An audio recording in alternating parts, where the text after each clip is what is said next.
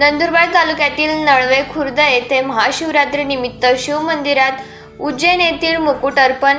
नंदुरबार तालुक्यातील नळवे खुर्द येथे महाशिवरात्री निमित्त शिवमंदिर जीर्णोद्धार व मुकुट अर्पण कार्यक्रम निमित्त शोभायात्रा व महाप्रसाद कार्यक्रम उत्साहात संपन्न। उज्जैनच्या महाकाल नगरीतून आणलेला मुकुट जीर्णोद्धार प्रसंगी केला अर्पण। नळवे येथील पाताळगंगा नदीकाठावर असलेल्या महादेव मंदिरात महाशिवरात्रीचे औचित्य साधून येथील सेवेकरी असलेल्या भाविक सुनंदा नाईक यांनी शिवमंदिर जीर्णोद्धार निमित्त मुकुट अर्पण केला होता। या प्रसंगी शोभायात्रा काढण्यात आली। या ठिकाणी शोभायात्रेत गावातील महिला व पुरुष मोठ्या संख्येने सहभागी झाले होते।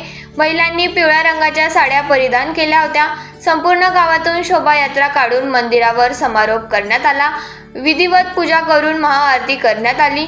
दिनांक 15 व 16 फेब्रुवारी या 2 दिवसीय कार्यक्रमाच्या सोमवारी महाप्रसाद भंडारा वाटप करून समारोप करण्यात आला।